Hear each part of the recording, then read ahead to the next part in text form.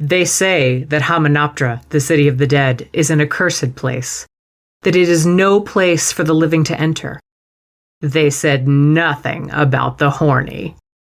Welcome to Smash Fiction Presents Hard Choices, the podcast where we rank the fuckability of characters from a fictional universe and discover what lies at the throbbing heart of horniness. We'll find out the median, the zenith, and the nadir of fuckability. But really, this podcast is about the wads of bandages we left crumpled on the floor along the way.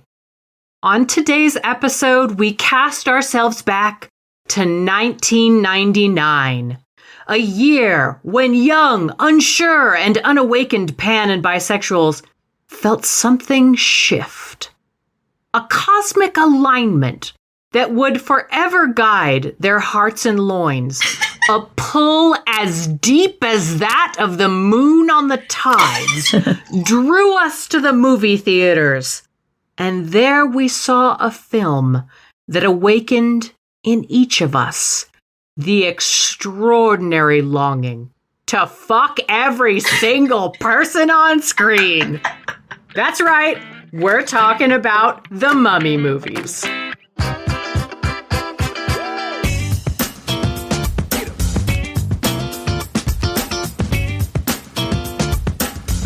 I'm your host, Megan Bob, and bringing with them a surprising amount of stolen goods is Annie Creighton. I'm on the correct side of the river. Joining us from their dirigible is Cam Servo. It's just a lot of guns. It's a lot of guns. This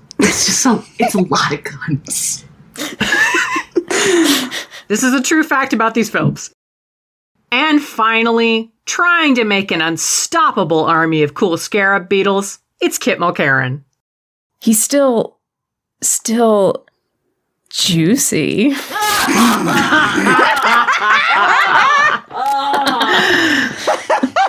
And that will be the tone for this evening's entertainment. This episode is about the pan and bisexuality defining film series, The Mummy. We are looking most closely at the first film in the trilogy, but we'll touch on both The Mummy Returns and The Tomb of the Dragon Emperor. The Scorpion King is on a BYOSK basis. We have gathered 21 characters from the series, and each of us has independently made a dark bargain with Anubis and ranked these characters from most fuckable to least fuckable. We start off by going around and finding out everyone's number 11, the median of their own personal list. We work our way down through the bottom 10 until we reach the nadir, the character they'd rather go through the 10 plagues than fuck.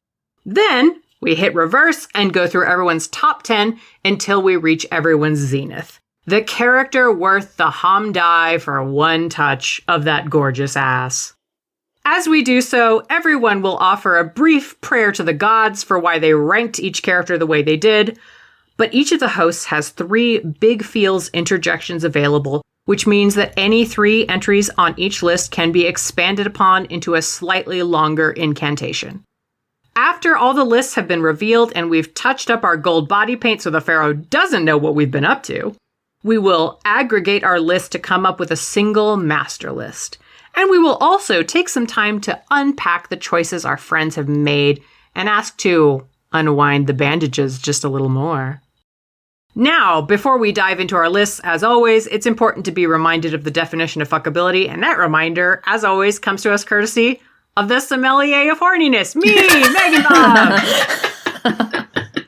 Fuckability isn't about how they look once you take the lid off the sarcophagus. It's about how they fuck. Assume that you are into them, they are into you, how good is the sex, and what exactly is it like? Now, before we get to these 21 characters, we do have some honorable mentions that we need to talk about.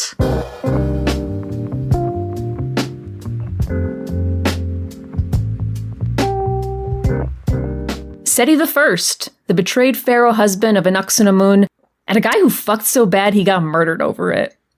Number 2, Mad Dog McGuire, from the third film. Fearless, eccentric, maybe a little drunk pilot, friend of Rick's. He still cleans up pretty nice and, like, would have been in my top 5 so fucking easy. It was Liam Cunningham, and I'm still a little mad he's not on the list, but we're moving on. You love your some Davos. I do. Man, I fucking love Sir Davos so much. Well, number 3 is third movie, Evey. It's still Evey, allegedly. We're sorry, the answer is no. You tried Maria Bello, but no. Number 4, General Yang, from the third film, taciturn military man dedicated to returning China to pre-World War II levels of glory via clay soldiers. So fucking serious. I cannot imagine he ever takes the outfit off. That has pluses and minuses. It was worth exploring, but I think that's all there is to say. Colonel Choi, from the third film. Yang's second in command, and damn, that sexy face scar, though. Sorry, not enough space on the list. And number 6, the Yetis, also from the third film. Look, we all have so many questions about this situation, about this weirdly horny character design, but we cannot possibly get into that here. What happened there? Put a pin in these Yetis. We will discuss it later. Just a pin? Okay, no, we are moving on. The 21 characters that we will be ranking for this episode.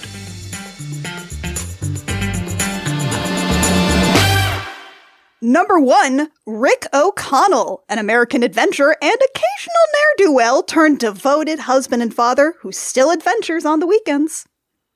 Number 2, Evey Carnahan, librarian and specialist in ancient Egypt who loves a rogue and getting up to some roguing herself.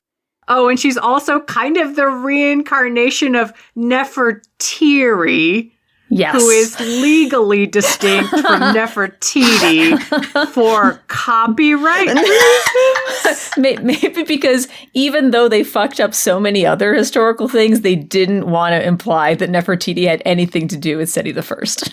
Maybe. I never caught that. This is the first time I'm hearing about this. Oh my god. Dime Store Nefertiti. She was Dime Store Nefertiti this whole time with the serial numbers filed off? Holy Christ. It's beautiful. It's a good bootleg. Number 3, Imhotep, the titular mummy, an ancient Egyptian sorcerer priest, horrifyingly punished for boning his boss's wife. He's still mad about it, and has some ambitious world-conquering plans now that he's back from the undead. 4, Anaxunamun/Milanais, ancient Egyptian concubine willing to defy the gods for a taste of that forbidden dick, resurrected to get with her cursed mummy lover Imhotep. Number 5, Jonathan Carnahan, Evie's prankster older brother and complete scapegrace coward, always looking to turn a profit and cracking jokes along the way. 6, Ardeth Bay, skilled warrior and member of the Magi who protect Earth from the rise of evil, mostly mummies, known for his cool demeanor and rad face tattoos. Number 7, Benny Gabor, from the first film, greedy and cowardly thief who will do anything to protect his neck, including leaving other people to die.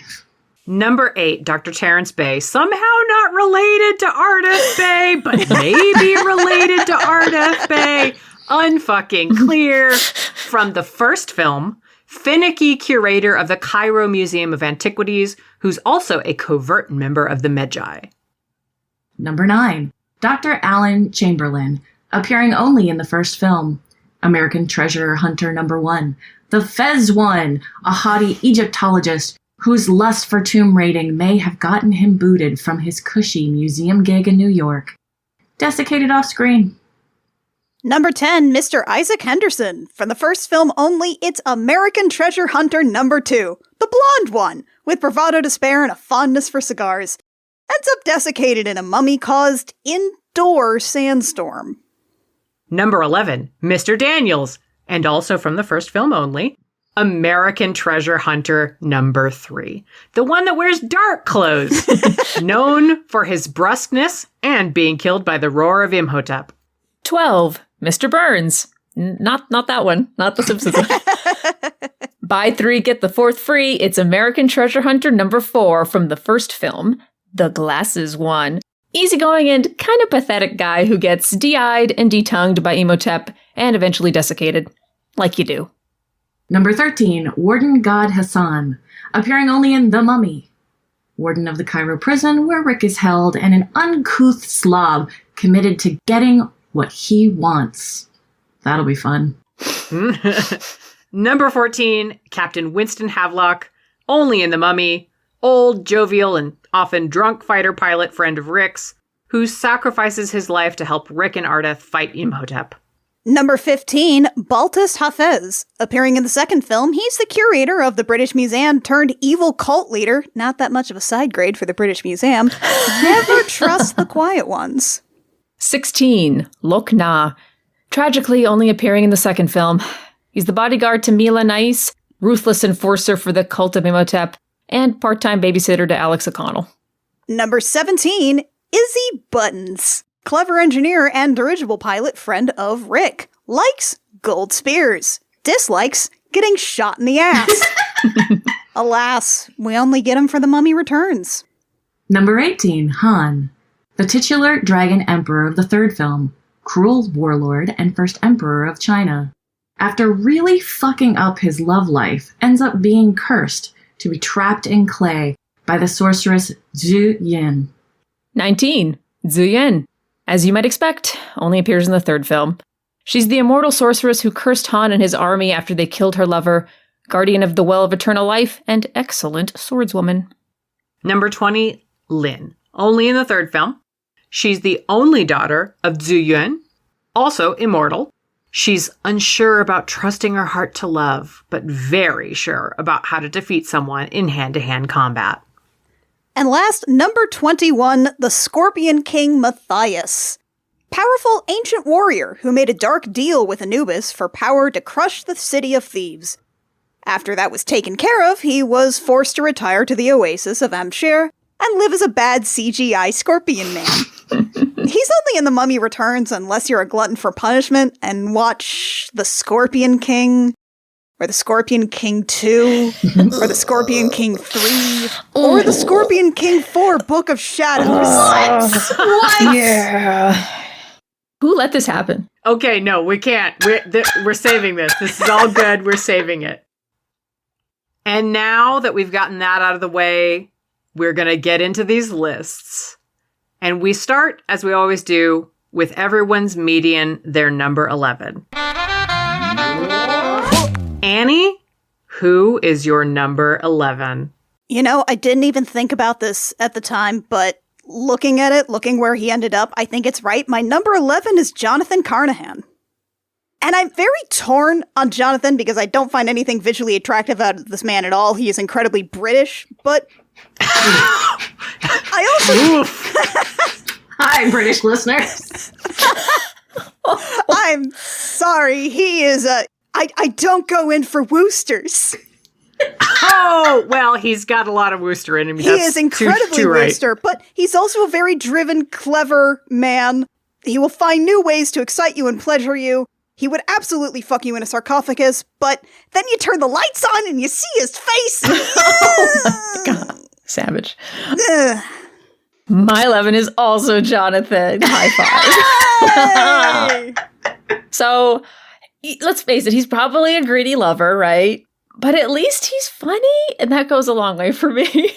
I feel like he's going to want a top, and I'm going to be like, no. And he'll be like, okay. All right. Cam, your number 11? My number 11 is Han. He's awful. He's awful and creepy and weird. And Jet Li. Yeah. He sure is Jet Li. Like, all the flips and the bendiness and the strength. That's okay. That's just fine. And my number 11, Big Feels. Benny Gabor. Okay. Oh boy. Hold on. All right. Okay. On the one hand, he's a slimy piece of shit who probably doesn't care about you. He's probably not good at sex, and he seems like the type who is going to cry, cower, try to placate you. Does not matter what you do. You could offer him a glass of water and he would be like, please don't hurt me. And you're like, okay, this is weird. On the other hand, he will do absolutely anything for money. He is your chance to do the most terrible thing on your bucket list, judgment-free. The downside is you have to do it with Benny. I don't have a good answer for how to rank someone with such cursed potential. So I was like, I don't want to fuck Benny, but I cannot outright reject the promise that Benny has. So Benny lives at the median where I must forever wonder, yes or no to this horrible devil's deal. We're moving on. Number 12. All right, Kit, who is your number 12? Dr. Terrence Bay. He loses points for being a peepums. Sorry, I am who I am. But he's like sassy and feisty, possibly gay peepums? I don't know. I think, like I said, funness goes a long way for me. So if I was a peepums and I was ready to date peepumses, then I'd be down. Were you going to be like a peepums cougar? Was that your original plan? I guess. I am in my current state. I am not into peepums, but I realize that I will one day be a peepums. So I should probably stay in my lane at that point. I think I should go next because my 12 is also Dr. Terrence Bay. And my reasoning is similar. Hottest peepums available. Yeah. Yeah. You gotta go with what you can on some level. Annie, who's your number 12? Loch Na. Arms. Yeah. Arms, though. Also, he also wants to kill this precocious child as much as I do. Yeah. And I feel like we would find a lot of common ground there. He might kill me afterwards, but what a way to go. Yeah. My number 12 is Mr. Burns. Hear me out. Hear me out. It is probably not going to be great. However, I want to help him feel safe and loved in his own body again. I want to fix the shitty stuff that Emotep did to him because I fucking guess my dream is to be a cleric whose healing spell is cast blowjob.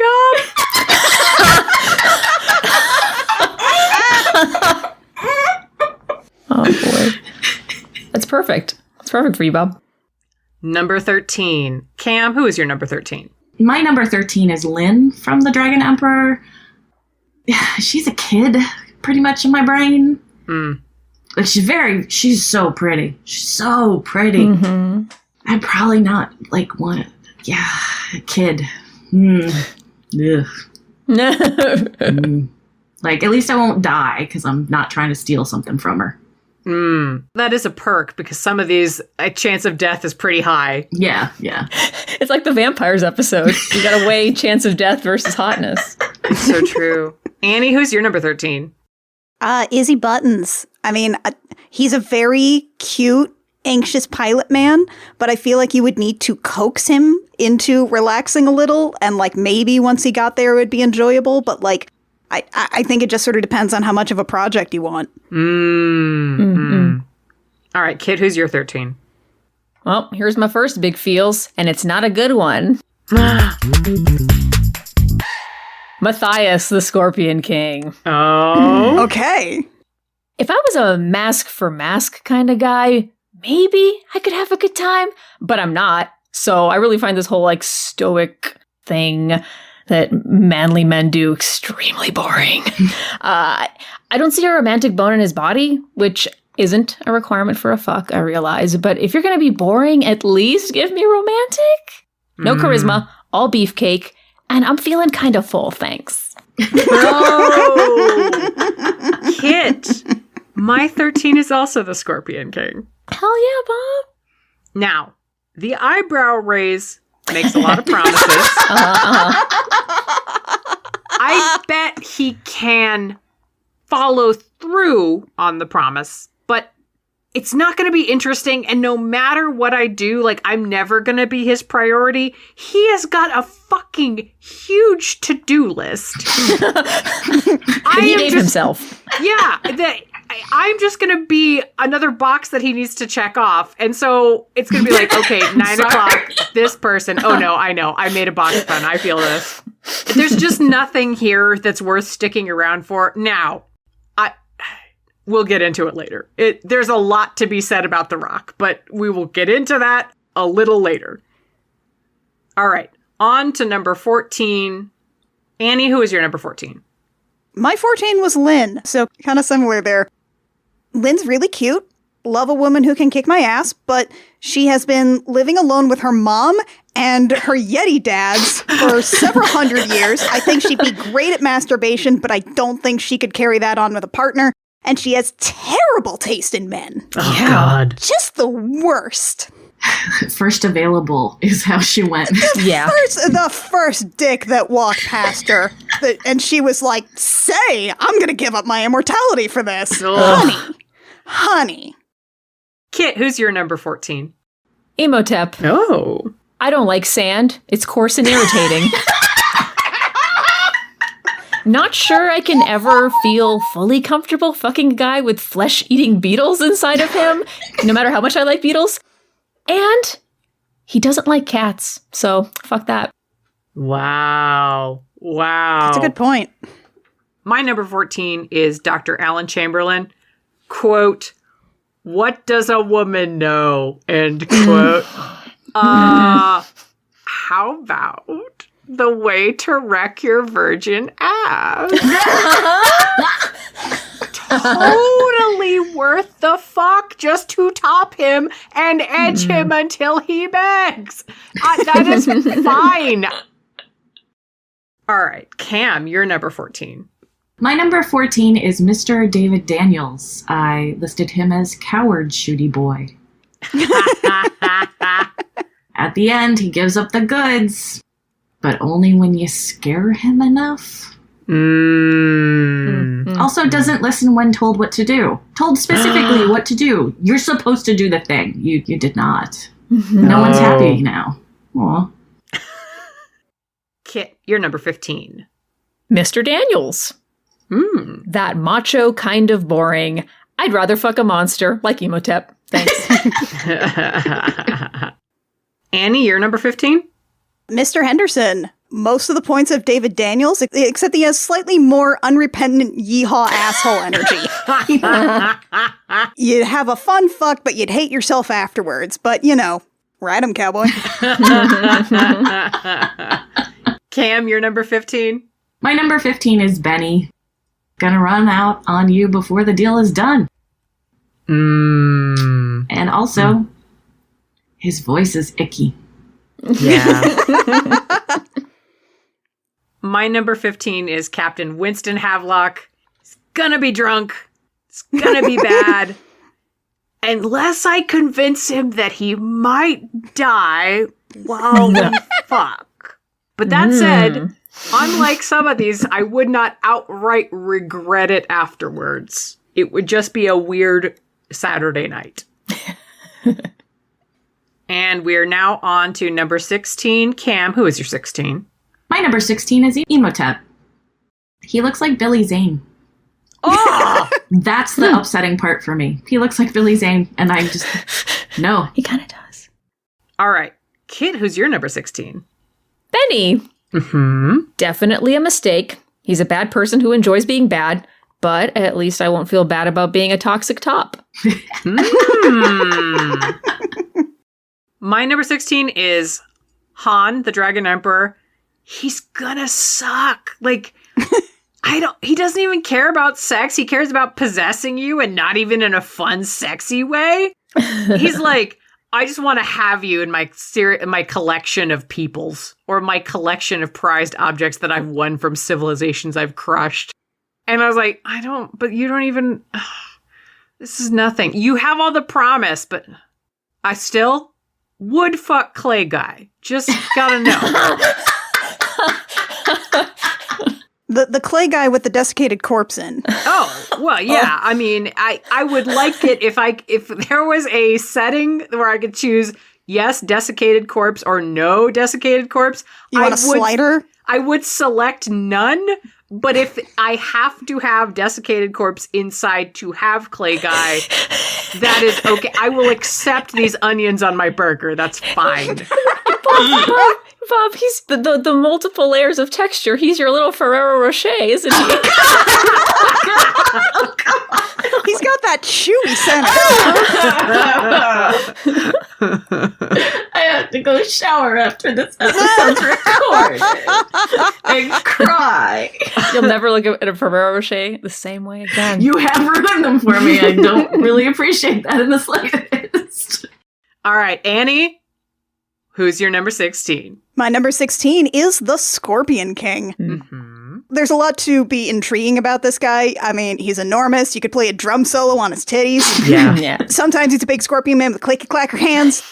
But he would insist on playing butt rock metal during every single sexual encounter, and it would be completely insufferable, and he would mutter the lyrics under his breath while he fucked you. Oh, so we've all been with that guy. That's a crime. Oh. I have so many awful memories that this is terrible. He's that guy. Yeah, oh God. And now, number 17. My number 17 is Lynn. No, I do not want the pressure of being the first for a 2,000-year-old virgin who is not horny, but has big relationship hopes. I would be miserable and terrified because she's absolutely not the type who I'd stick around for. So I'm like, oh my God, at what point do I gather my clothes and run? Okay. Kit, who is your number 17? My second big feels, even worse than the last big feels. Han, the Dragon Emperor. Mm-hmm. Oof, okay. Gets some points for being Jet Li and, being able to turn into a dragon, but, that dragon's like a little bitch-ass version of King Ghidorah, first of all. And he seems like the most toxic kind of top that, if I can't make you come, no one will. I don't think he's gonna make me come, guys. Yeah. All right. Cam, who's your number 17? My number 17 is Dr. Alan Chamberlain, because he's a peepums in training. Oh. I am very on Kit's side. There's a Best Buy this date. And he is on that edge where it's just like, you know what? I'm not going to take that chance. I might see if somebody else wants this one. Oh. All right. Annie, who's your number 17? Mr. Daniels, the other cowboy. This dude only gives canopic jars back when he wants to save his own skin, which says to me that he vaguely understands the idea of a giving lover, but would not really execute on any more than lip service. And it wouldn't even be very good lip service. His lips would service you very poorly. Beautiful. We're starting to close in on the worst of the worst. Number 18. Kit, who is your number 18? Captain Havelock. Mm-hmm. Might need Viagra to get it up, but he appreciates a challenge. I think I'd get bored with his peepums ramblings about the war. Kit, our minds are one because he's also my number 18. And, he's gonna die. Again, I'm Gen X. I've seen Clerks. This doesn't go well for either of us. Beautiful. Annie, you're number 18. Baltus Hafez. I feel like someone who curates a museum and then decides to create an entire cult has to be doing a lot of this on the sheer force of charisma because he doesn't have much else to convince people to follow him for. So, even if he's terrible at sex, he might make you feel like it was okay at the end. So, kind of a wash. I like the idea of being fooled here. This is very interesting. He might trick me into thinking it was better than it was. There you go. So, he's not at my bottom. All right. My number 18 is Mr. Henderson. He's the one who has cigars. All right. Unless we fuck inside a humidor, I am not even going to remember this fuck by next week. All right. Number 19, Kit. Who you got on number 19? Dr. Alan Chamberlain. Okay. Misogynist, bitchy and bossy, but not in the fun way. All right. Annie, who's your number 19? Mr. Burns. He just kind of makes me feel like he's the guy who wasn't even supposed to be here today. But he is like the equivalent of Velma Dinkley, but not like the sex symbol Velma Dinkley. He's the human personification of my glasses, I can't see without my glasses. Yeah, he That is. part was so awful. He's just Blanthony Blanderson. Oh, God. He is. Okay. My number 19, God Hassan. He's gonna be super callous, rude about everything. And if I suggest doing naughty prisoner roleplay, he's gonna look at me like I'm the monster? Man, fuck you. I don't need this. Cam, who's your 19? My 19 is Baltus Hafez because he's a peepums in brown face. Sorry, I'm not deep. I just have standards. That's it. All right, on to number 20. We're closing in. My number 20 is Mr. Daniels. This fuck is a dime a dozen asshole who loudly feels like he's the best and is probably the worst. The end. Kit, who's your number 20? Baltus Havez. Boring pre-peepums. Pre-peeps? Maybe. Aren't cult leaders supposed to be charismatic? All right, Cam, who's your number 20? My number 20 is Warden Agad Hassan. I'm the most recent person to this culture, we'll say, this franchise, this running bed of boiling sexuality or not. And he's the dude in Gladiator who sells slaves. Mm-hmm. And then in this, he's almost as bad. And so also probably he just looks like he smells bad. He looks like he's the guy who doesn't clean under his fingernails, and that alone. Yeah. All right, Annie, who's your number 20? My number 20 was Dr. Alan Chamberlain. This man was rude to Evey Carnahan, and much like Rick O'Connell, I too will never forgive him for that crime. Also, he radiates heterosexual incel energy. Yes. Oh, yeah. All right, this is it. The bottom of the motherfucking barrel. The worst of the worst. The Hamdai of fucks. All right, who you got for number 21? Annie. All right, this is my big feels. This is the big feels for me.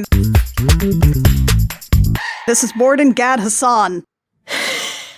Yeah. This is a man who willfully engages not only in the prison industrial complex, but also the execution of people he doesn't like. He's constantly sweaty. He invites himself along to things and then wanders off at the first, slight distraction.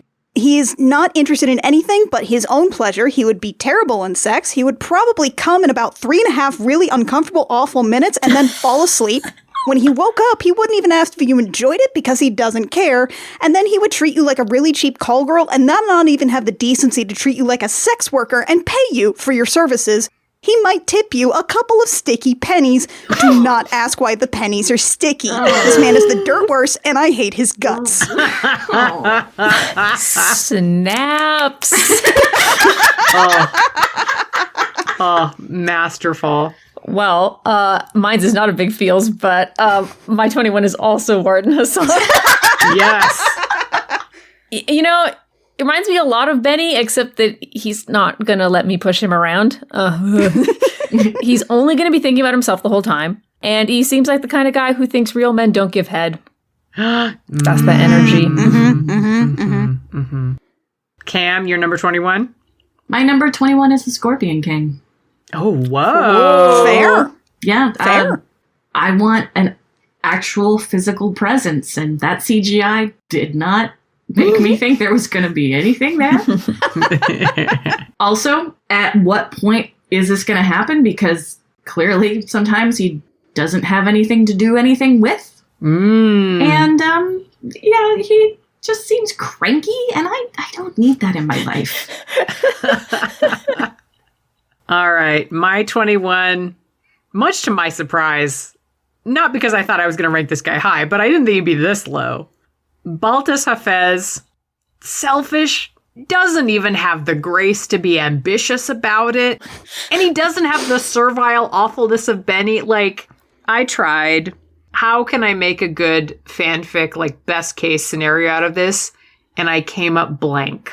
What? That's how fucking bad it is. And I was like, no, that's 21, man. I can't even, like, rose-colored glasses you into not being a piece of shit. That's a new insult. You're so boring, Bob can't write a fanfic about you. That is damning. All right. And now, with that disgusting taste in our mouths. And now that we're here, our boners, sad and desiccated like Imhotep just sandstormed our junk, let us head back up the list and find out who makes our boners rise from the dead. Kit, who is your number 10?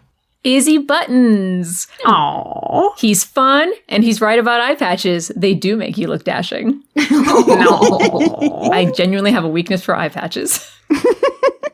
All right, Annie, who's your number 10? My number 10 was Anaxuna Moon. Okay. She's the sexiest woman of her time. She's absolutely willing to stab herself to keep herself from being used by anyone. But I feel like there's a streak of self-preservation that would mean that, you know, it'd be incredible sex, but it wouldn't mean anything to her. And I think that has to matter. Cam, what you got? Jonathan Carnahan. Okay. Yeah. Honestly. Yeah. Yeah. Wow. I kept on putting people in the list and moving them around and looking at his name and going, shit. Well, yeah. I mean, I guess. And that's where I guess is number 10. Wow. All right. Okay. Number 10 for me is Rick O'Connell. So you do get at least 2 settings with Rick. Mischievous ne'er-do-well who can do a seduce, and the dedicated lover who thinks you're amazing and would die without you. So I will put myself down for option 1 for a 3-night stand, please. That is my order. Oh, okay. All right. On to number 9. Cam, who is your number 9? My number 9 is Lucknow, and I would probably put him higher, except for I covered Lost a couple years ago through Unspoiled, and so to me, that actor is just that character, and it was like, oh, look, that guy from Lost. And that was it. I was like, oh, he is really pretty, isn't he? Okay. Kit, who is your number 9? Mr. Henderson. Oh, what? Okay. Talks with his mouth full fuck. I guess I'm the only one here who likes some yeehaw fun. I like cowboys, damn it. And I don't know why. There's nothing in my childhood that would insinuate that, like, I don't know why I like cowboys, but I do. Do you like dirtbags? No, I don't. It's something about the I don't know. Maybe it's one of those few bits of masculinity that I'm like, yes, okay. I like that flavor. Number 9, Annie, who is your number 9? Mine was the Dragon Emperor. This man is an incel, but he's an incel who fucks, and I can't really explain that. But I can explain this. Master of all 5 elements. He can light a fire in your loins. He can make you wet. He can rock your world. He always has wood for you. And he can stand erect as a steel beam. Wow. Ooh, good job using the Asian elements. Whoa. Perfect. All right. Love All it, right, love it. man. Okay. You're making me see this guy in a whole new light. All I right. mean, he's a shitty person. Let's not discount that part. That has never stopped me before. All right. Speaking of shitty people, my number 9 is Moon. Like, ruthless, selfish, calculating. She will use you mercilessly. But there's a lot worse things out there than being the toy of a beautiful woman. So, Truth. yeah. Strong agree. That's my number 8. Go for it. So sometimes you just need that moment, that feeling you get when you just see the most beautiful vista of a woman in body paint that's gold. You just need it. And she can do that for you. And honestly, as long as you're not getting in her way, it might not be so bad.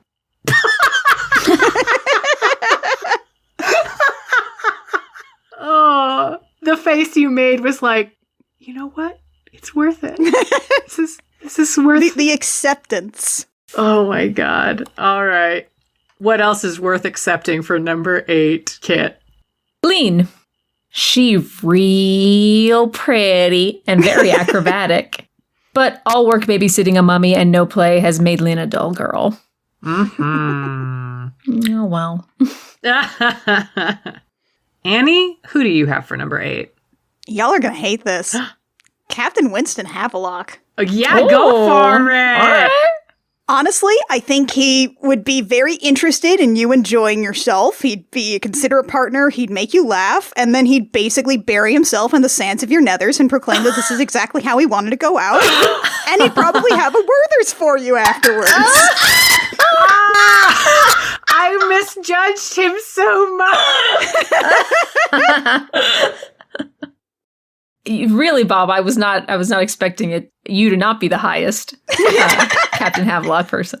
I was a fool. Is what I was.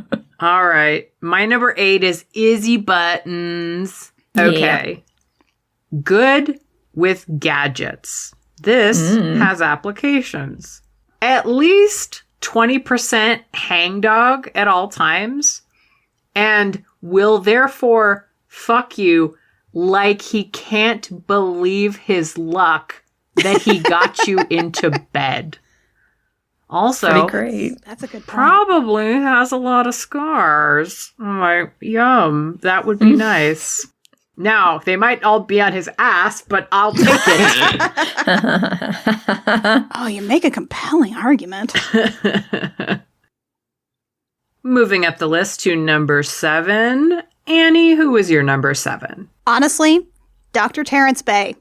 We don't spend a lot of time with this guy, but he's basically Dr. Ardeth Bay, but like, he's Ardeth Bay, but older. He did all the same shit as Ardeth Bay. He was a Medjay, except he's got a lot of experience and knowledge, and he would use it to pull every secret from your body. Very pleased with this. It's the backup Ardeth Bay. Just pull it out of the drawer, pick it up, dust it off. This will do. This is my number 2. The other one's on the other side of the room. Kit, who's your number 7? Lean's mama, Zhu Yuan. Of course I'd like to have a forbidden love affair with a kick-ass sorceress. Why do you ask? She loses points because I think she might be too serious for me, so I don't see this affair lasting long enough to be worth being murdered by a cuckolded emperor over it. But, maybe. Maybe. Kit, my 7 is also Zhu Yuan. Hey! A sexy witch! Sexy witch! Like, okay, this was a while back. I don't remember who made this point about the long celibate characters. I think it might have been Claire. But I remember you, Kit, saying the phrase, wore those dildos down to nubbins. I am so happy, so honored to sacrifice myself on the altar of this woman having all the orgasms she deserves. Okay, also, time the fuck out. Crucial question. She has a close relationship with the Yetis.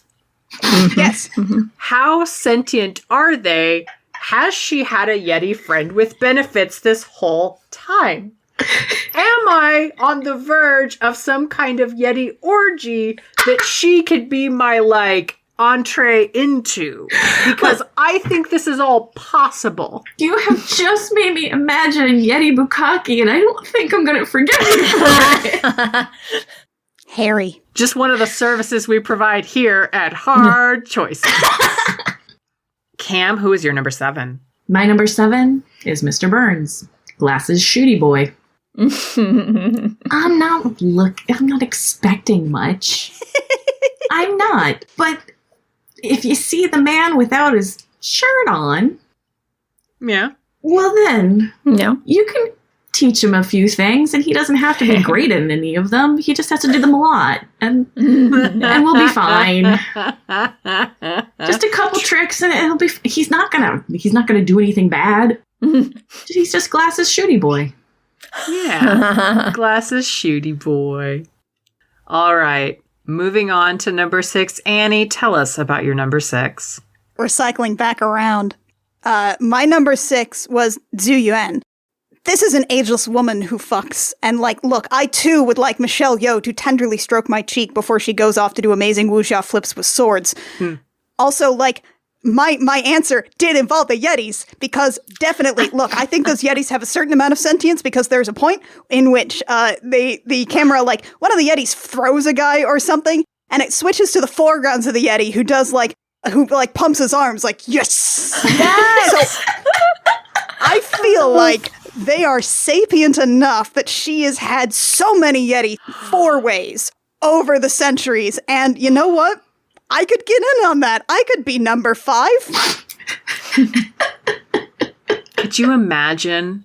Can you imagine? She's a magic lady with 3 fuckable Yetis. I'm imagining it right now. And you can be a part of that. That's a train. With 4 easy payments of $9.99, you too can get these. Clickety clack down the track. It's lots and lots of Yetis. Choo choo. This cold wind, like the snow blowing in, but you are cushioned. You are surrounded by the warm, clean fur of a bunch of Yetis and Michelle fucking Yeoh. Michelle fucking Yeoh. Also, they have a magic healing pool. Let's not discount that. That's great for aftercare. Yes. Oh, yes. Ooh, yeah, that's a good point. All right. Number 6. Cam, who is your number 6? Mr. Isaac Henderson, blonde shooty boy. He looks like Jaime Lannister. Thank you. Okay. Well, okay.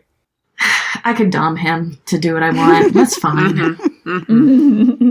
And he looks like Jaime Lannister. All right, Kit, you're number 6. Look, nah.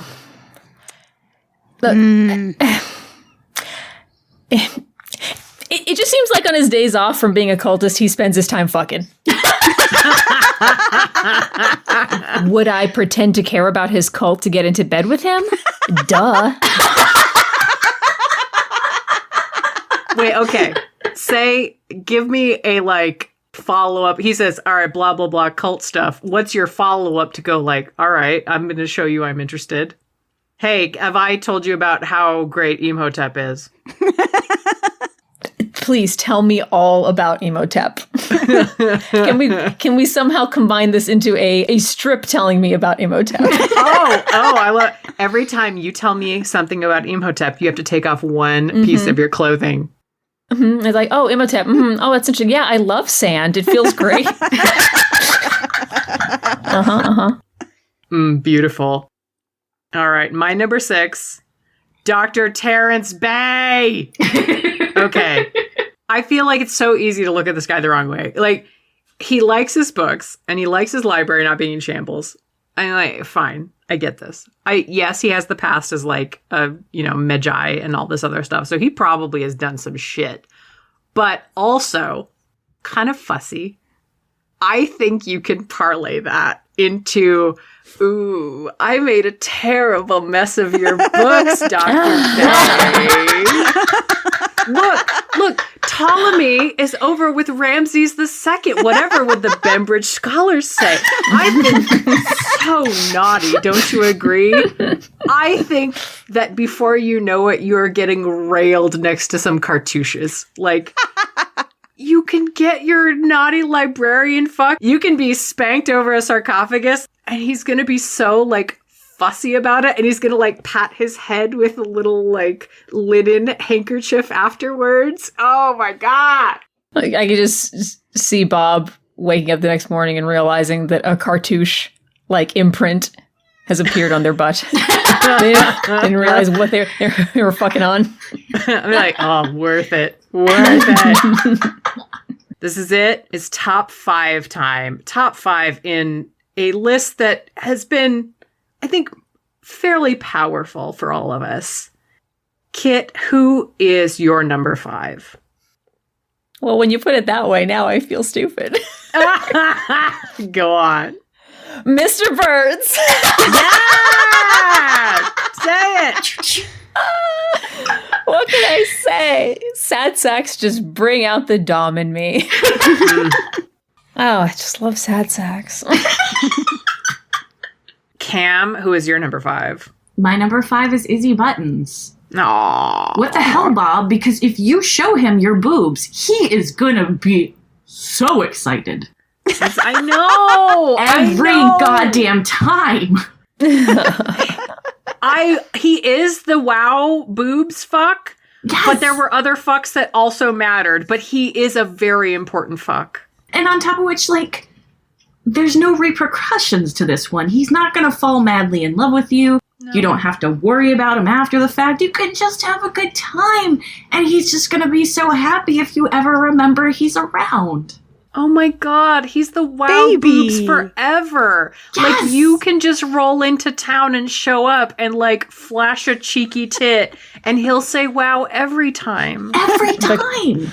Oh no. The coveted forever wow boobs. Also, his last name is Buttons. Which is just... And that means you get to say Buttons every single time. Yep. Oh, that's very powerful. Izzy, loosen up my buttons. Yeah! Annie, you're number 5? You know, in hindsight, I should have put Michelle Yeoh higher on my list, but I have a big feels for this, and they're bad feels. I am horrified to admit that my number 5 is Benny. Yes! Do it. I'm as surprised as you, but I have been turning this over in my head. Benny will do absolutely whatever it takes. He memorized how many prayers in how many languages until he found the one that worked on Imhotep. Like, Benny will absolutely turn and run, see to his own needs if he feels too threatened, but until that moment, Benny will do anything to please you. Benny is a minion. He's a horrible little rat minion, but he's your horrible little rat minion.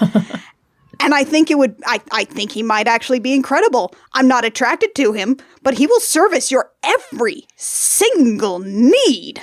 No matter what it takes. And I feel disgusting saying any of this, but I think he's fuckable, and I don't like that. Do we think Benny falls in the same category as Peter Quill / Cassidy? Like the trash boy that actually fucks real good? No. I don't think he's that. He's a little too slimy. Because, I mean, those two have a swagger. I see what you mean. Benny's a mincing supplicant. Yes. Benny is full, like, sex minion, whereas I feel like... Benny wants you to cage him. Right. He's the Renfield to your Dracula, but fucking... Yes, he's a Renfield. He's absolutely a Renfield. He'll eat a bug if it'll make you come. Oh, yeah. He's really starting to sound like a Nick Cage character. This was a missed opportunity. You list any kind of weird shit that might make you come, and he will do it and then start suggesting other things that maybe you'll be into. Desperately. Oh, that's very appealing. Horrible. Annie, thank you. Thank you so much for showing us this dark truth. For opening up this cursed sarcophagus. I don't like that I'm here. It was booby-trapped. Oh, man. Oh, it was booby-trapped. And I can only go up from here. all right. My number 5, big feels. Jonathan Carnahan. Okay. Lie to me, you perfect idiot. Lie to me about everything. I love a con man. It's like the thrill of the unknown and the low stakes of being able to just walk away. Like, talks a big game. Maybe he can back it up. Maybe he can't. But when it comes to the people he cares about, he comes through when it counts in all the films. Like, he goes to Shangri-La for no fucking reason. Like, yeah, then he finds out, he's like, oh, there's, jewels and riches. But he didn't need to go in the fucking plane or do any of that shit, but he does it. He's a coward, but he's a willing coward. He will say yes to just about anything, and it's going to be this fucking glorious whirlwind of him lying to get into this glorious hotel room. And then as you're like in the bathroom, he's trying to steal various things that are in this hotel room and like, is this nailed down?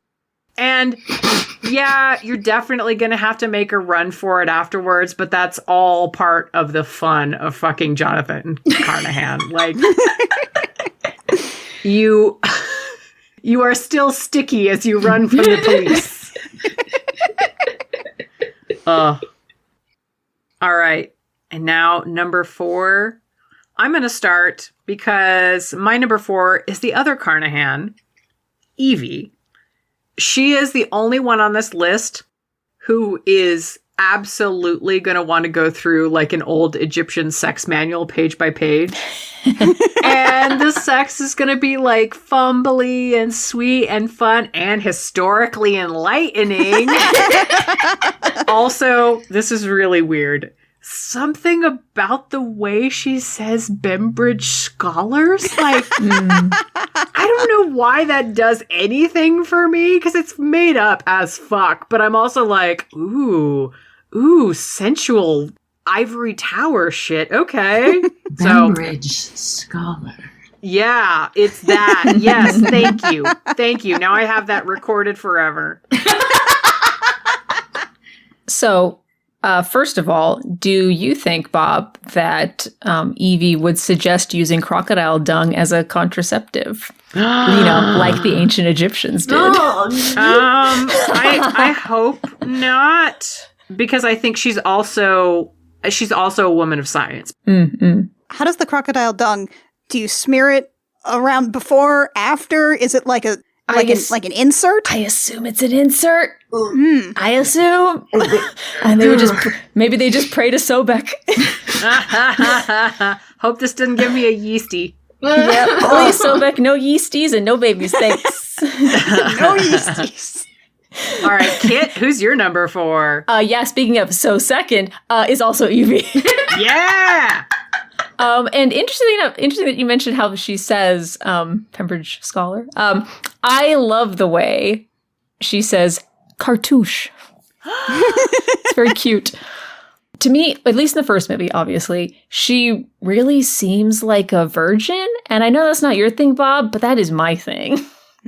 Only downside, a little bit of a naggy bottom, I think. But that's fine. All right. Cam, who's your number 4? Evey. Aww. I will be honest, she probably would be lower, except for it's Rachel Weisz, which I have eyes, and I will use them to look at that woman for the rest of my or her life. Also, it's just, for the time it was in, having a woman not be a fumbling idiot constantly because she was smart. Yeah, she was kind of klutzy, but also she was able to, keep up. Then in the second movie, like, okay, the kid was precocious, but she wasn't a shitty mom. But she also wasn't just about the kid. Yeah. Like, she was an interesting character, and that was really cool. You know, it is Brendan Fraser, so him having chemistry with somebody is kind of, you know, given. But also, it's Rachel Weisz, and so she also has chemistry with everyone. And so they had this beautiful thing going on, and it was just so happy. And I think that I could help her try new things with him. Aww. Now you're thinking. Annie, who is your number 4? My number 4 was Imhotep. Oh. I mean, he's into one woman so hard he betrays the pharaoh and death itself in order to reunite with her. He's a man who chooses to dress sluttier and sluttier the more skin he gets back. He's an evil wife guy. He will pursue you and your pleasure relentlessly, and he will make you feel like a deity in the process. The sand, though. Sand and the bugs. Gritty.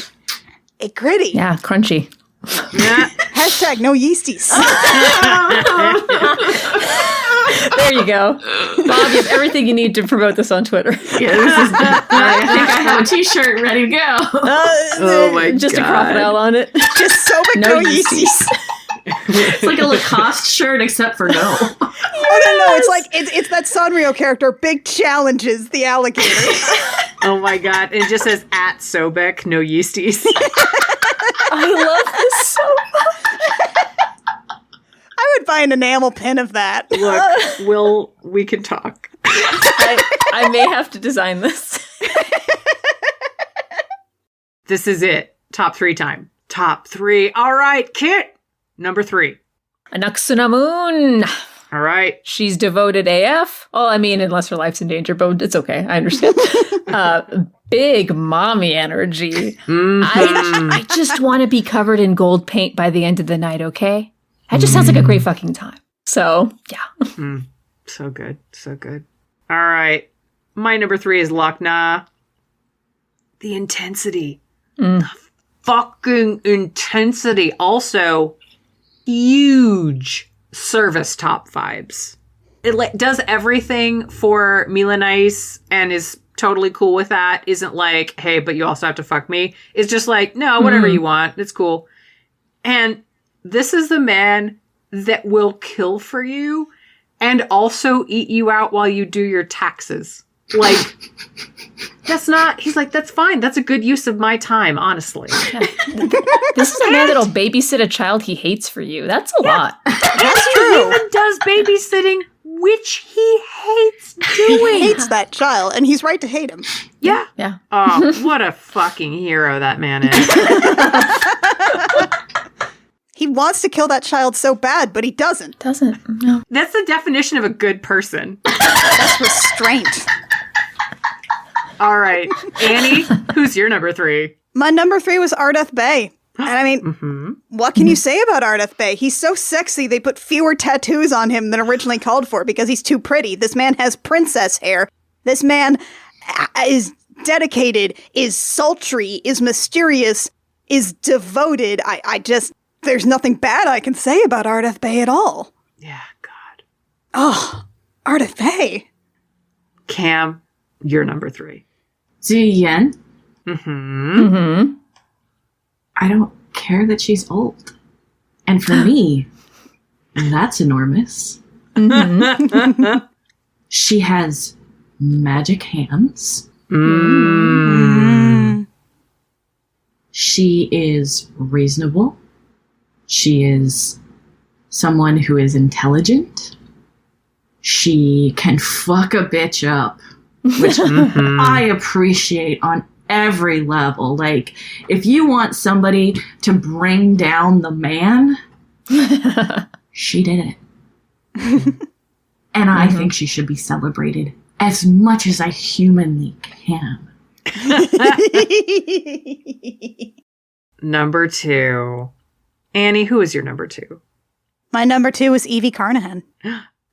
She's a nerd, she's a librarian, she's an adventurer who refuses to stop reading anything out loud. She's a smart, capable, incredible woman who I definitely feel like she's got big top energy. Mm. She only loses points because she would probably tell you about that time that she was the reincarnation of Egyptian princess, and that's really awkward for everybody involved. Yeah. Kit, who's your number 2? Ardeth. Bay. The Bay. It's in his name, Bay. Yeah. Really goal-oriented. I like that. He's so fucking fine. I don't even care that he has a beard, y'all. Oh, wow. For you, that's a I know. fucking lot. Yeah. I know. Also, he had a cute falcon named Horace, so he likes burps. Okay, now it makes more sense. You would probably get distracted, little bird's head. Cam, who's your number 2? Rick O'Connell. Aww. I've dated this guy more than once. And you kind of have to keep a leash on the golden retriever. Just because, oh, puppy, no. Oh, no. Okay. Good boy. Yes, you are. You are a good boy. But also, it's lots of energy, totally there for you, can reach things on shelves. It's awesome. And it's going to be great. It just is. He's going to do his very best so everyone is happy all the time. What a good. And now my number 2, a real bad. It's shocking, everyone. I know. Imhotep. He fucks like every fuck could be his last. And it is all he will have to remember throughout the echoes of time. He's gonna fuck you with an intensity that will melt the gold body paint right the fuck off. It's not even gonna be a romantic fuck. It will be a desperately hungry, impossible to fully sate fuck. Like, if you've ever had a one-night stand with someone where it just clicked and in another world maybe things could be different, but you only have that one night, it is that, but with the bass cranked all the way up, and then with the threat of death hanging over you as well. That is your thing. Fucking believable. You had me till that last little point. It's a lot of intensity. All right. This is it. The number 1 of this fucking trilogy that has been so goddamn important. Cam, who is your number 1? Ardeth Bay! The fuck? Why would you ever need anything else in this world? Kit finds him attractive. I know. And he has a beard.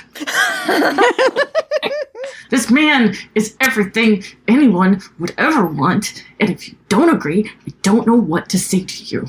I need him. Why did anyone make me watch this movie? I hate all of you. Go to hell. Cam, big feels. Ardeth Bay, this has been in my heart since I saw these films low those many years ago. He has a horse and a falcon? Yeah. Now, you are going to ride together into the desert and have sex under the stars. He will whisper all kinds of things to you in forgotten languages. You get to watch him practice sword forms in the morning. You get to bathe in an oasis with him and run your fingers through his hair as it dries. He is Aragorn without the other responsibilities. Ooh. He's wandering Aragorn. The perfect of everything. So perfect. He probably doesn't have things to do as long as there's not mummies being resurrected, right? Yeah, no, he has things to do. Cam and I are those things. All right. Your number 1, Kit. The finally good, big feels.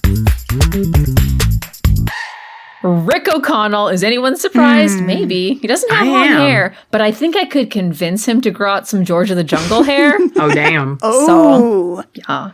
Okay, so I am weak for confident people who lose their confidence in the face of their crush. That is 110% my thing.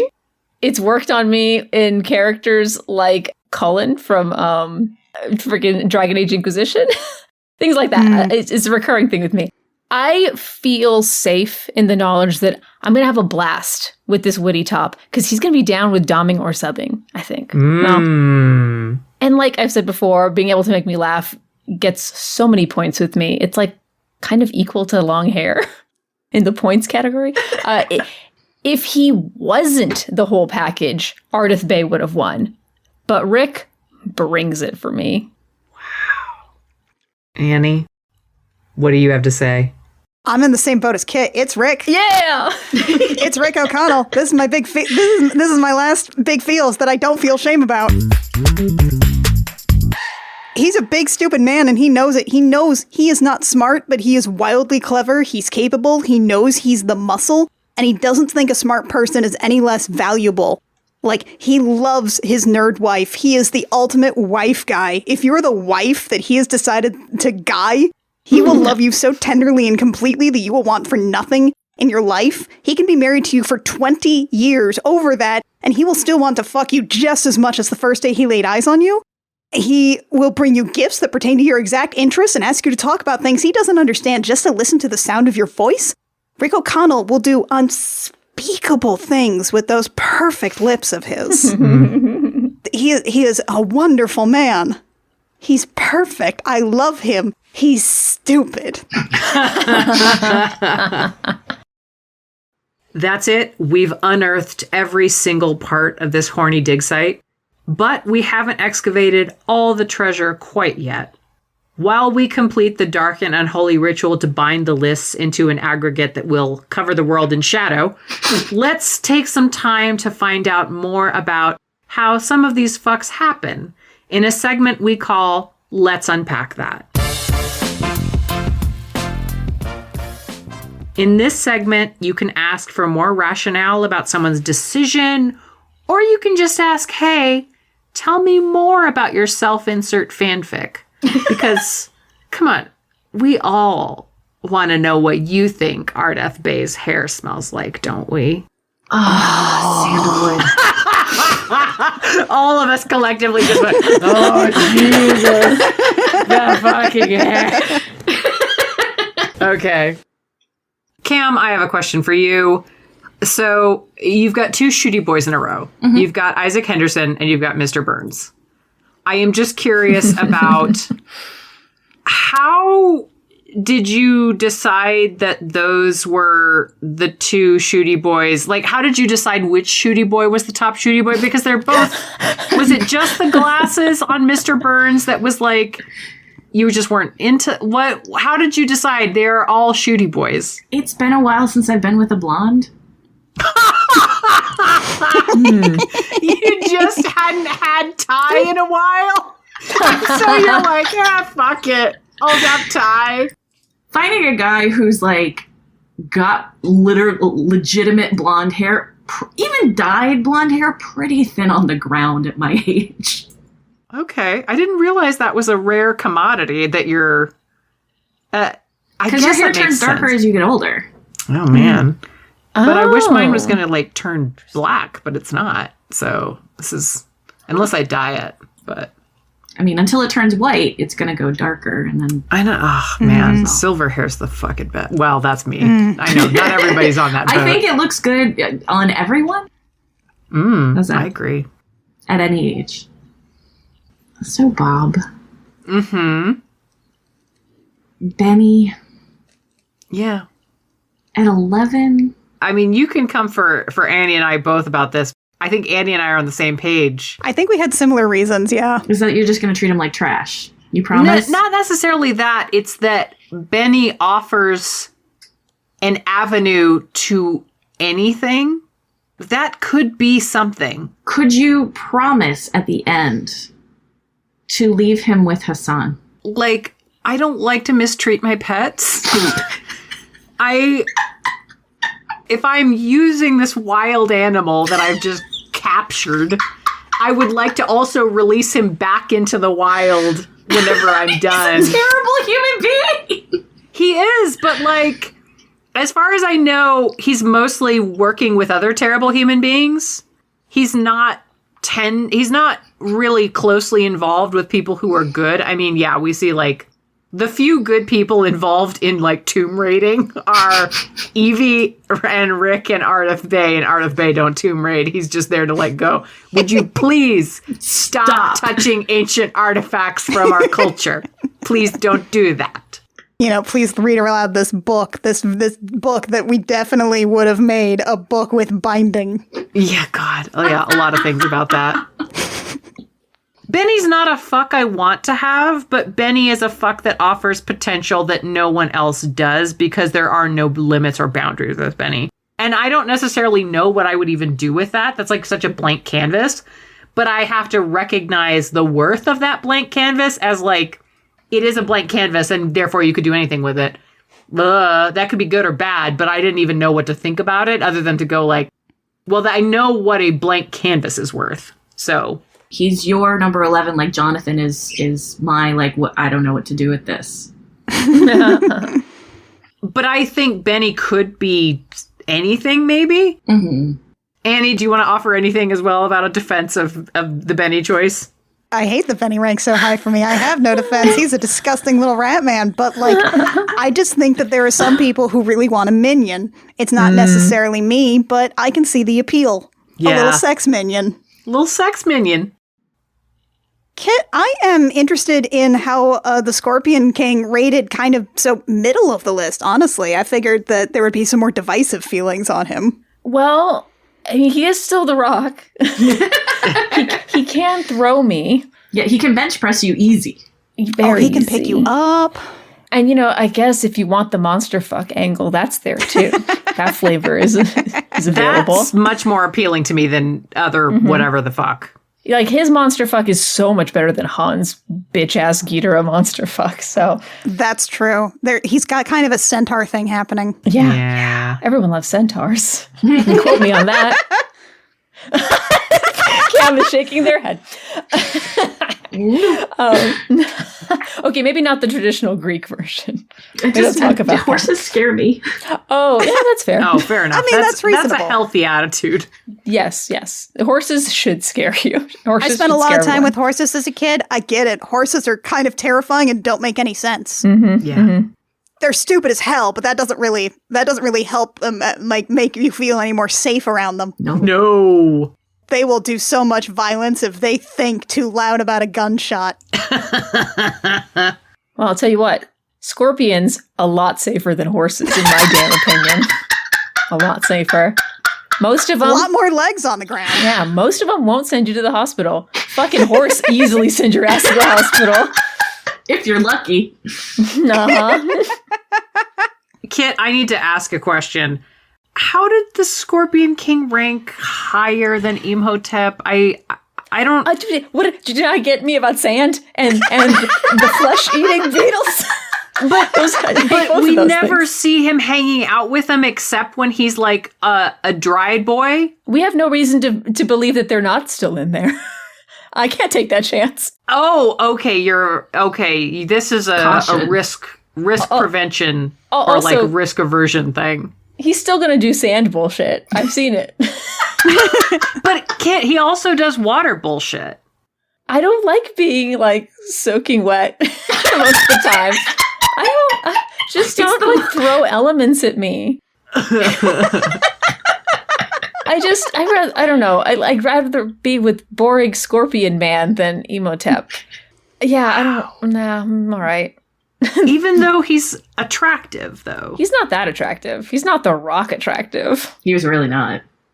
And Bob is making a very dubious face at me. He's twinkier than The Rock, which usually for you is more on the mark, and he's hairless. You said a very important thing there, Bob. He's hairless. Long hair. Hair is very important to me. I do not do bald. Okay. Yeah. Whereas Matthias has nice long hair. He does have nice long. I can yank it. I bet he's never washed it, though. Still there, isn't it? He might have washed it. You could get some dirt in there, like a dry shampoo. Just roll around like a chinchilla. Yep.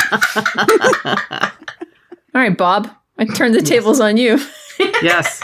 That's really not any accusation. I'm just surprised that Havelock wasn't higher. I'm surprised Annie beat you with ranking Havelock. That is I am too. Annie coming for your throne, the people's throne.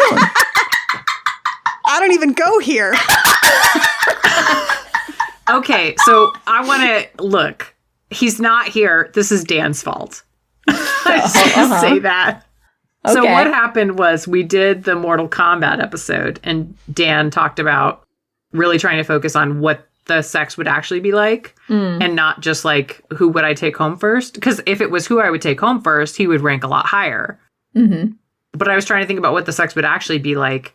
But I was not focusing so much on my fanficky feelings. But Annie's right, I think. As for the fanfic fuck, 100%. That guy eats pussy like morning, noon, and night.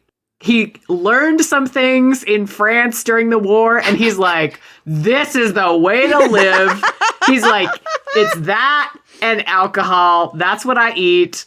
I should have trusted my heart, and this was a mistake. I should have followed Annie on this brave path. But no, I was a kid. I was a coward. I was a real Benny Gabor. I feel you. I looking back at some hard choices, I'm like, what kind of a basic bitch was I to fucking rank Legolas above Aragorn? Aragorn is the correct choice. Yeah. This is just for Annie. Annie, Okay. who feels me on this. Okay. What kind of weird shit do you think Dr. Terrence Bay has gotten up to, and how do you think that translates? Well, I think he's definitely fucked in most of the rooms of that museum. I mean, the thing is that I just mostly think about what is Ardeth Bay up to? Uh-huh. Now do that though. Oh my for God. But for like 40 years. When everything was even more dangerous. Yeah, so we're looking at like late 19th century, early 20th century, before you get too many of the British coming in. Honestly, he'd probably have even less to worry about at that point because there wouldn't be, there'd still be, grave robbers and stuff, but you wouldn't have a whole bunch of people from another continent being like, I deserve to eat this for medicine. Yes. Let's take one home and unwrap it for funsies. Oh my God. How into sex magic is he, though? Because he's also a nerd, which Ardeth Bay is not as much a nerd. That's true. He is more of a nerd, so that would probably translate more into doing more magic shit. Yeah, I mean. Okay, so slightly less of the adventurer angle of Ardeth Bay and slightly more nerd librarian. I think he's also knocked over all those bookcases. He so has. I think he's a dirty hypocrite. He's never going to admit that he's done that before because he can't. He's got too much of like an ego. But he wears a fez at one point, and I'm like, just wear the fez to bed, baby. You can leave your fez on. Yeah. And finally, for a question that I think all of us have privately considered, but maybe haven't made a decision on. What do you think Ardeth Bay's hair smells like? Let's just go around and share what we think Ardeth Bay's hair smells like. Sandalwood. It's from a tree in the desert. It smells great. It's something that actually was used way back in the day as a perfume. It's sandalwood. Very masculine. That's a good pick. Did they ever burn it? I don't know if they burn it. I do know that they, I have the oil in my fridge right now. It's a good shit. Because I feel like his hair would smell like a nice campfire smoke. He's always out there. It's keeping the camel funk out of his hair.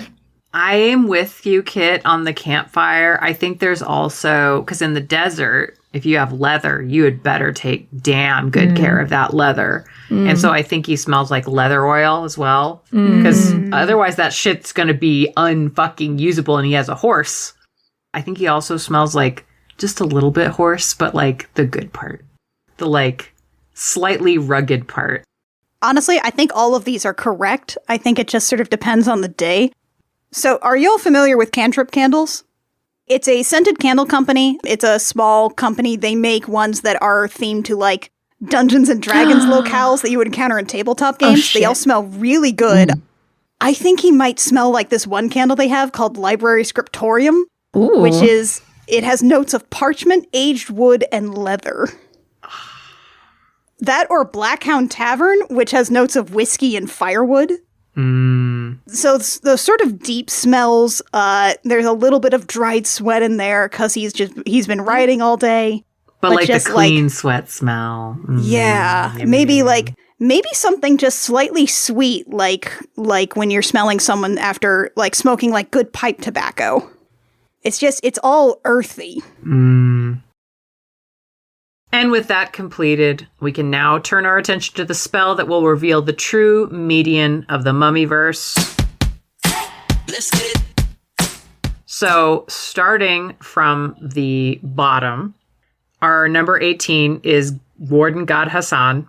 Yes, right. Yep. This is right and just. Yes. Terrible person. Awful. Number 17, Baltus Hafez. Good. Boring awful. Number 16, despite some valiant efforts, Dr. Alan Chamberlain. Ugh. One of the Shooty Boys, Mr. Daniels, is our number 15. He's the worst Shooty Boy. The Scorpion King comes in at number 14. Wow. Winston Havelock doing very well for himself at number 13. Extremely fucking proud of him. At number 12, shockingly high as far as I'm concerned, Han, the Dragon Emperor. Oh, yeah. Number 11 is Lynn. That feels right. Yeah. Number 10, Mr. Henderson. Number 9, Benny Gabor. Yeah. Wow, Annie. Sorry. I'm sorry. I hate it. I'm sorry. You're bad and wrong. You should feel bad and wrong. I'm sorry I brought us all here. I'm sorry I brought him up that high. He doesn't deserve it. Number 8, Mr. Burns. In a tie for number 7 is Dr. Terrence Bay and Jonathan Carnahan. Oh, okay. That's not a threesome I want to be a part of, but I'm curious. No. Number 6, Izzy Buttons. Tied for number 5 is Anaxunamun and Lochna, which that's a very hot that's threesome. A power couple. Yeah. Yeah, right? Oh, shit. That's how it should have been. And Ziyuan is at number 3. And then, this is very fitting, tied for second, Rick O'Connell and Evey Carnahan. Yeah. You love to see it. You love to see it. They're holding hands. That's they perfect. Are. And then, number 1, Ardeth Bay. I mean. Yeah. So it was written. Yeah. And so it shall ever be. Can we also admit that, frankly, another thing that would have worked would have been just all three of them up at the top, Evey, Rick, and Ardeth. Mm-hmm. Yeah. Just all together. There's threesome fanfic. That's a very common pairing. Obviously. The other common pairing with Ardeth Bay is Jonathan Carnahan because Jonathan saves his life.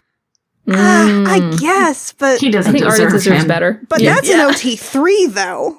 Yeah. Oh no, that's an OT3. There's some there's some cute fic out there. It's not long if you want to go look at it, but it's out there.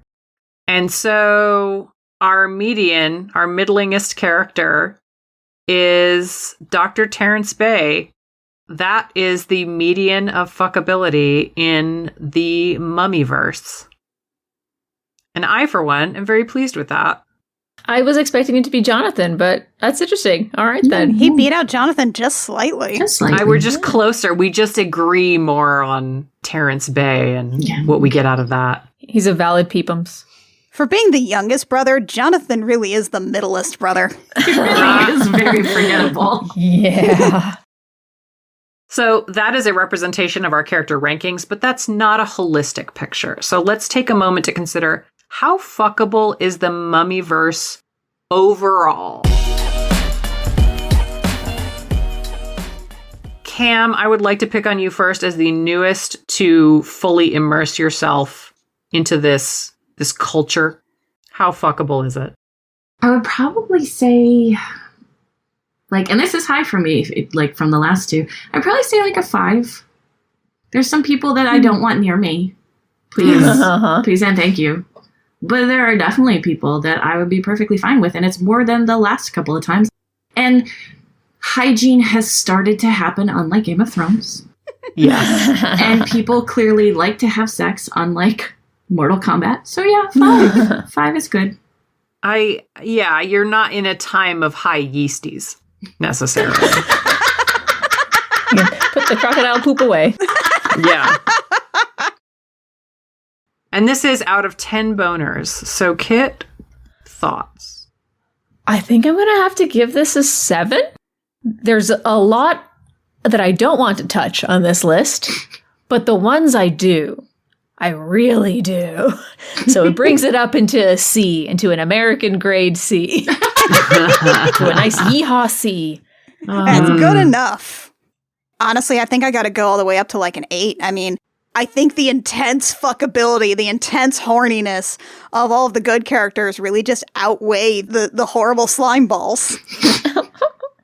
And I mean, most of the sexy people can do magic. Mm. I think that's really compelling. I just think girl pretty, though. I just think Ardeth Bay pretty. Ardeth Bay pretty. Also, I would expect this score from a Benny apologist.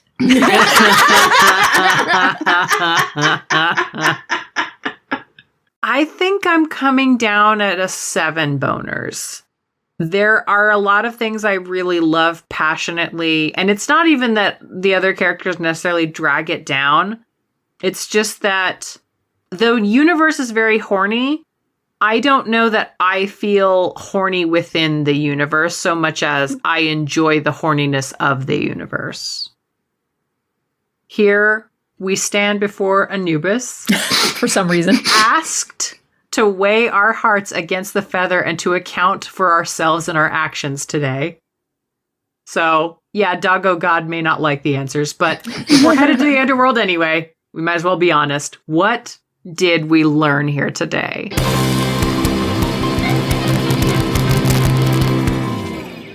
And I will start and say, I think what I learned was that a lot of the relationships in this are so compelling to me as the relationships that they exist in that I have a difficult time feeling horny myself to be in them. I want to watch these other relationships more than I want to be involved in them. Like Ardeth Bay is much easier for me to put so high because Ardeth Bay is alone. And Ardeth Bay, I could see myself in that world. But like, I don't really want to be with Rick. I don't super even want to be with Evey because I want Rick and Evey to be together so bad. Like that's the nature of a lot of romance is that you don't necessarily want to be in the relationship. You want to watch the relationship play out and you're like, I'll just imagine that I'm part of it. Like that I am both of these characters. I don't want to be replacing anybody. At least that's how it is for me. And that was kind of weird for me to realize because I had thought that I would feel just rapacious, but no. Same. I know we're supposed to be, you're into them, they are into you, da-da-da-da-da-da.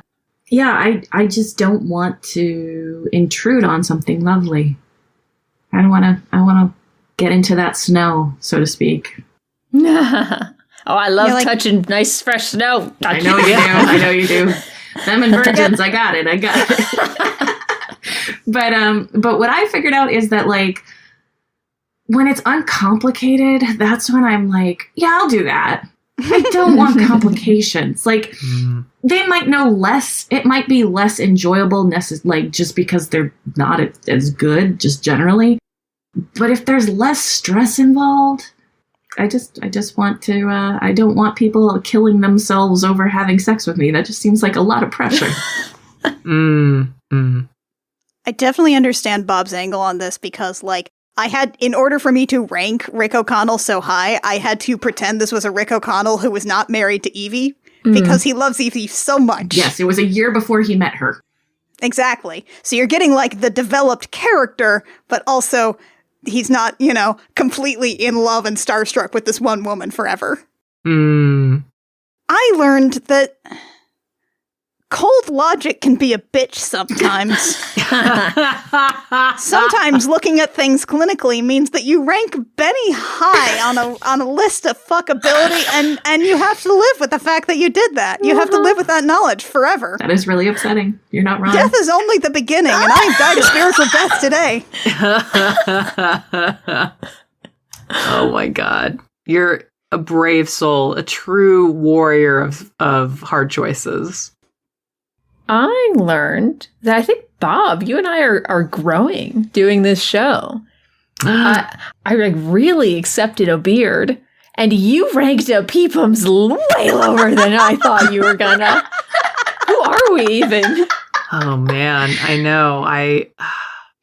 Maybe Kid, we're the reincarnations of our ancient selves. You know, this is a new us, but I don't worry. The old us will be enchanted back into our bodies by our relative spouses. It's only a matter of the sequel. So, oh get man, those sides ready. Yeah, Those ancient Egyptian sides. No, I'm just gonna be like poke, poke, poke, poke. I don't know if that's solace. I don't know if that's comforting. Shitty sequel, Bob and Kit. I don't know. Stay tuned as we continue to go through our many incarnations. Just as long as you guys don't do a third one where one of you backs out and somebody else jumps in. Oh, no. no. Oh, no. Where we have a pretend Kit or a pretend me. Yes, oh, it would that be would be horrific. amazing. I'll hire Maria Bello.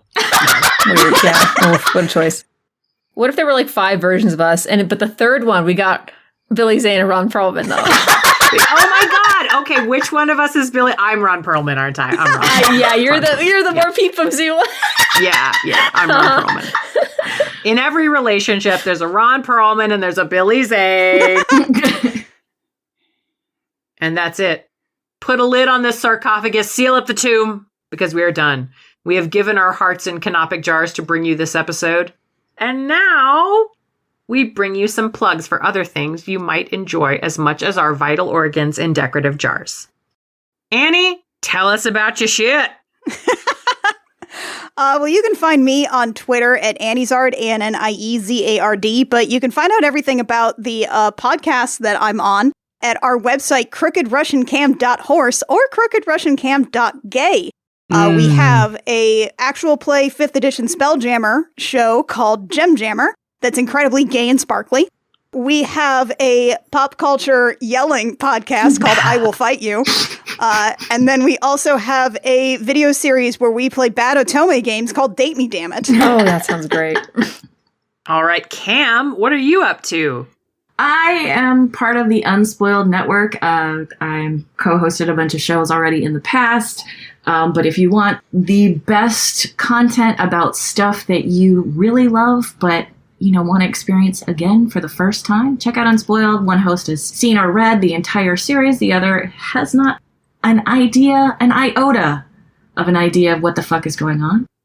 And you get to see your favorite through the lens of a fresh virgin Kit. Delish. So check it out, unspoiledpodcast.com and all the many social medias. We even have a Discord. Beautiful. Love to see it. Kit, what is up with you? So I do have a Twitter, but I've fully converted into being a cryptid. I do not give that handle out anymore. You can just find it. Go look for it. The easiest way to discover my Twitter handle is to just go to your nearest forest and just walk into it and just walk and just keep walking until you are fully lost. And then whisper Kit to the nearest moth. And that moth will tell you my Twitter handle. But it is really hard to spell. The moth is not going to help you with that. This is accurate. Any moth will do. They're all my posse. It's not that hard. And I'm Megan Bob, and I work on The Next Wrestling Fan, a bi-weekly NXT rewatch podcast that follows the traditional format of newbie and expert, wherein I am the baby who starts off not even knowing what a wrestling match is or how it works. I didn't know that the bell did anything. We watch old NXT episodes starting with the first appearance of Sami Zayn. And as of this recording, we have just recorded an episode about TakeOver 2, which is the Fatal 4-Way TakeOver. So I also work on this show. Yay! And we have a Patreon where you can get extra outtakes. There's going to be plenty from this show. And participate in polls to determine what episodes we do next. We also had a poll recently about which mascots we're going to cover whenever we do our mascots episode. And Captain Morgan made the cut, so very excited about this. And there's going to be some sweet, sweet bonus content as it becomes available. And as of this very recording, we are $14 away from producing a patron-only mailbag episode wherein you, the precious and beautiful patrons, submit an assortment of characters and we put together an abomination of a list and then sit down to seriously consider how we rank Roger Rabbit next to Mary Poppins next to Ganon. And so that is possible. It just requires your funding. And you can go see that at patreon.com/hardchoices.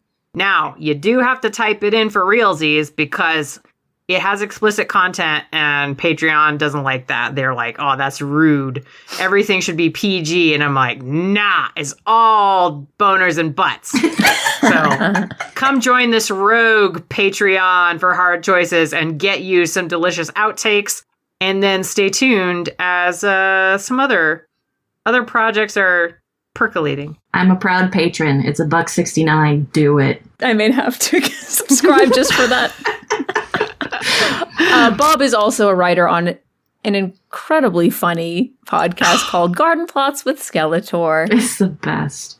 It's one of my favorites. It's the What If Skeletor Had a Gardening podcast. That's all you need to know. It's the most accurate He-Man content that you will find in these modern times. Thank you. Yes, it is everything you ever wish Skeletor would actually do in your media content, but you just never get because nobody was interested in telling those stories. But we are. We want to know about Skeletor's bathrobe. We care about whether or not he gets to have the kind of cereal that he likes. These are important concerns to us. What he's decided his facial hair this week. Yes, what he's done with his facial hair at any given time, because he can grow it. Well, I can't emphasize enough how grown his facial hair is. So go check out Garden Plots with Skeletor wherever you get your podcasts, and you can get that. Yeah, the episodes are pretty short and deliciously weird and beautiful. So thank you so much for listening to this, for going on this journey with us, for revisiting the media that maybe sparked your own Bi-Pan journey, or for going on our Bi-Pan journeys. It's been wonderful. And so we end this podcast. I am a stranger traveling from the east, seeking that which is lost. Then I would reply that I am a stranger traveling from the west. It is this podcast you seek. And you found it, friend. Stay tuned to Hard Choices. We'll be back next month. Amenaphis! Amenaphis!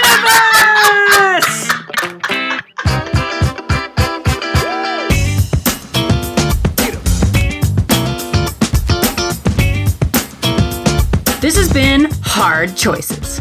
If you want to show your support and get even more goofs from behind the scenes, visit patreon.com/hard choices and become a patron. You'll get exclusive voting rights and participation in every weird new thing we do. If you like the show, please consider leaving a 5-star rating and review on the podcatcher of your choice. It shows people what's fun about the show and makes it easier for others to find it too. Hard Choices is produced by Megan Bob. Our theme song is Funk Me by Soundroll. This piece and all music used in this production is licensed through Upbeat. You can find details in our show notes and listen to more great tunes at upbeat.io, spelled UPPBEAT.io.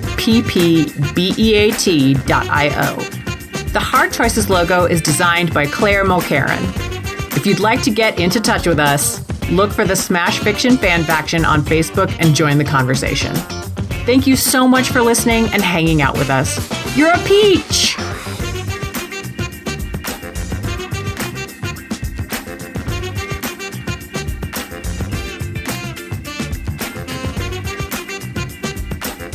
Honk, honk. Honk, honk. Like Okay. a clown nose. I don't know. Whoever the first person was to like honk a boob, they were a goddamn genius.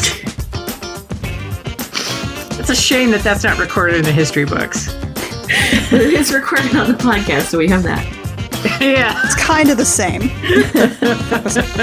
Please put that boob honk thing at the very end with no context, Bob.